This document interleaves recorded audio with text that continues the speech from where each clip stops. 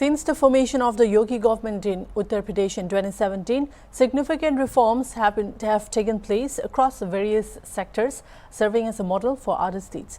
In this field of basic education, major improvements have been made. The government now provides Rs 1,200 directly to parents via DBT for children's studies and uniforms, along with creating a better learning environment. Chief Minister Yogi Adityanath, while addressing a program at Lok Bhavan, highlighted the transformation of schools through initiatives like composite schools and CM Abhyudaya schools. He noted that many schools, once on the verge of closure, have been revived under the government's efforts since 2017. Most schools are now part of Operation Kayakalp, and the changes are being recognized nationwide. CM Yogi also spoke on several other developmental achievements during his address. Camp के माध्यम से अभी हमें प्रयास करना चाहिए। इस summer camp विभिन्न प्रकार की इंडोर एक्टिविटीज को आगे बढ़ाने का एक माध्यम। 21 जून को अंतर्राष्ट्रीय योग दिवस है, उसका 10वां संस्करण होगा। हमारा प्रयास होना चाहिए 21 जून को हर बेसिक शिक्षा परिषद, हर कंपोजिट विद्यालय, हर कस्तूरबा गांधी विद्यालय में अभी से तैयारी हो और अभी से प्रशिक्षण हो। योग का जो प्रोटोकॉल आयुष मंत्रालय ने तैयार किया है, उस प्रोटोकॉल को लेकर के अभी से प्रशिक्षण तैयार हो, अभी से प्रशिक्षित योग शिक्षक वहां तैनात हो और फिर 21 जून के लिए बेसिक और माध्यमिक स्कूलों को, उच्च शिक्षण संस्थानों को, प्रदेश भर के हर संस्थान को रिकॉर्ड मात्रा में विश्व योग दिवस के अवसर पर अपने अपने संस्थानों के साथ जोड़ना चाहिए। अभी से इसकी तैयारी होनी चाहिए। समर कैंप ये बच्चों के अंदर की प्रतिभा को तनाव मुक्त करने के माध्यम से एक मंच मिलेगा। इंडोर एक्टिविटीज, वो कैरम भी खेल सकता है, टेबल टेनिस भी खेल सकता है, बैडमिंटन खेलने की सुविधा भी उसको दीजिए, योग की क्लासेस भी वहां लगाइए, संगीत का वादन, गायन, नृत्य, नाटक, इन सभी कलाओं के बारे में भी उसको प्रशिक्षण देने के कार्यक्रम के साथ उसको जोड़ना चाहिए। और फिर अभी प्रशिक्षण दीजिए। इस प्रशिक्षण का एक प्रतिस्पर्धा में जब आप स्कूली गेम्स शुरू करें नवंबर दिसंबर में, एक सप्ताह का कार्यक्रम केवल इसी के लिए जारी करिए। विद्यालय स्तर पर, ब्लॉक स्तर पर, जनपद स्तर पर, कमिश्नरी स्तर पर और फिर प्रदेश स्तर पर। अगर आप ये 4 स्टेजेस में स्पोर्ट्स की, संगीत की, अन्य एक्टिविटीज को आगे बढ़ाते हुए कार्यक्रम को आगे बढ़ाएंगे तो अपने पाठ्यक्रम के साथ साथ उस बच्चे की, आवश्यक नहीं कि हर बच्चा पढ़ने में ही पारंगत हो। During the inauguration and foundation stone laying ceremony held today, Deputy Chief Minister Brajesh Pathak, along with Basic Education Minister Sandeep Singh, MLC Pawan Singh Chauhan and MLC Dr. Lalji Prasad Nirmal were present alongside senior officials from the department. On this occasion, Hornbill TV held an exclusive conversation with BJP MLC Dr. Lalji Prasad Nirmal regarding the event and its significance.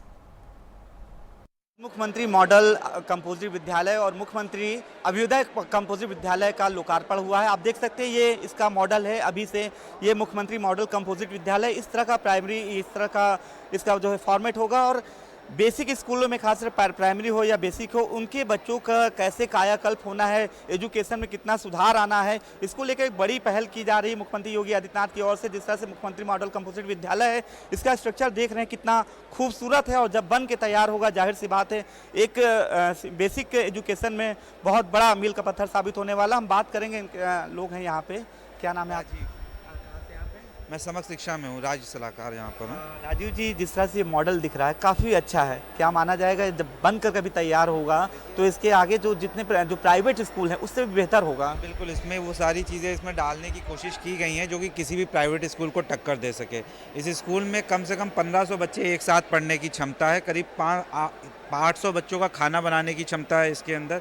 इसके अंदर आप देख सकते हैं बच्चों के लिए खेल के मैदान की बहुत विशेष रूप से उनके लिए बाहरी रूप से खेलकूद की पूरी व्यवस्था की गई है। इसमें रेस ट्रैक से लेके mini stadium, mini football, mini stadium, सारे तरह के आपके बैडमिंटन कोर्ट, बॉल, सारी चीज़ों की यहाँ पे व्यवस्था की गई है इनफैक्ट। और हर एक यहाँ पे सारे क्लासरूम, सबसे मेन चीज़ है कि जितने क्लासरूम सारे स्मार्ट क्लासरूम्स हैं सारे। क्या सोलर से लैस होगा? क्या अभी देख रहा है ये सोलर पैनल बिल्डिंग है, ये पूरी बिल्डिंग है, ये ग्रीन स्कूल कॉन्सेप्ट पे है। फॉर एग्जांपल अगर इसमें लाइट चली जाए या विद्युत मतलब बिजली की व्यवस्था ना हो तो इसमें किसी भी तरह के पंखे और रोशनी की भी ऐसी आवश्यकता नहीं होगी, बच्चों को पढ़ने में कोई दिक्कत नहीं होगी। ऐसे इस तरह की इसमें आर्किटेक्चरल इस तरह से इसमें ध्यान दिया गया इन सारी चीज़ों का। ये राजीव जी थे जिन्होंने बता रहे थे कि कैसा कंपोजिट विद्यालय होगा मॉडल। अभ्युदय कंपोजिट विद्यालय भी है, उसका भी स्ट्रक्चर यहाँ पे रखा हुआ, हम वो भी बात करेंगे आपके से। आप थोड़ा बताइए, जो अभी बताया इन्होंने राजीव जी ने, कैसा ये स्ट्रक्चर है, क्या इसमें खूबी है, क्या खासियत है?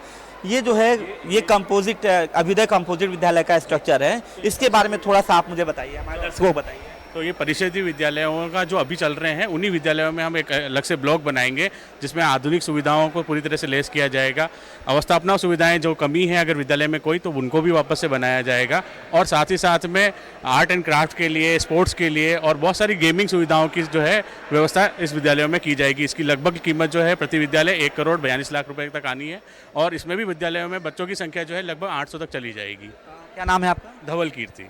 धवल जी, जिस तरह से कंपोजिट विद्यालय और मॉडल कंपोजिट विद्यालय की विशेषता आप बताई है, क्या लगता है अभी इस समय इस तरह की अभी ये व्यवस्था नहीं है, आने वाले समय में एजुकेशन के क्षेत्र में कितना क्रांतिकारी ये होगा अगर ये बनकर तैयार होते हैं? देखिए, आने वाले समय में जितनी भी नई सुविधाएं हम लोग जान रहे हैं वो सारी चीज़ें तकनीकी सुविधाओं में विकास करने की बात की जा रही है, टेक्निकल एडवांसमेंट्स की बात की जा रही है।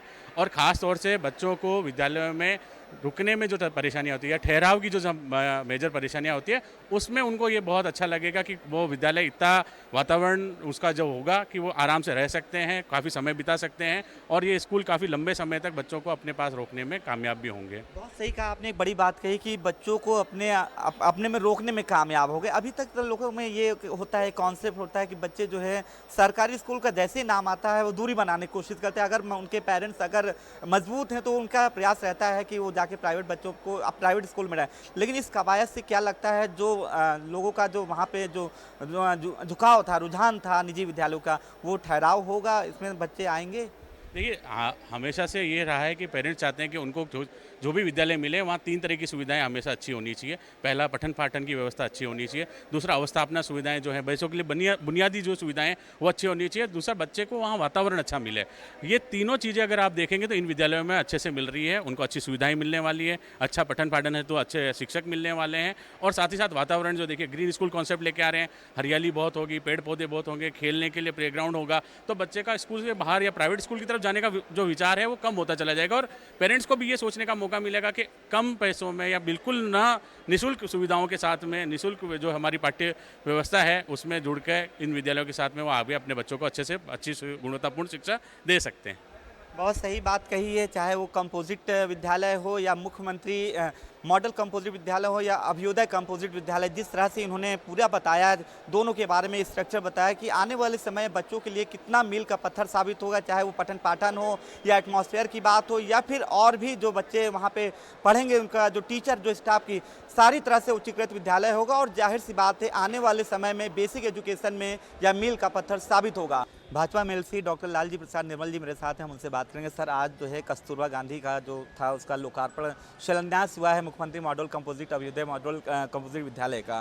साथ ही स्वेटर, ये मोजे और ये जूते के लिए है DBT के जरिए 1200 रुपये।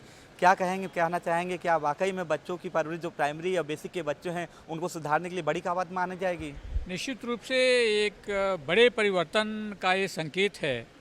और जिस प्रकार से बेसिक शिक्षा विभाग विद्यार्थियों के विकास के लिए प्रयास कर रहा है, मुझे याद है कि जब हम लोग प्राइमरी स्कूलों में पढ़ा करते थे, बैठने तक की व्यवस्था नहीं थी, लोग चटाई लेकर के आया करते थे और उस पे बैठते थे।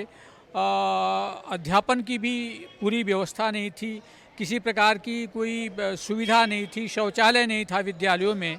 लेकिन आज पूरी सुविधा युक्त विद्यालय दिखाई पड़ रहे हैं और आधुनिक डिजिटल विद्यालय स्थापित हो रहे हैं। यह एक बड़े परिवर्तन का संकेत है और आने वाले दिनों में ये हमारी जो बेसिक शिक्षा है वो पूरे देश में नंबर 1 पे होगी।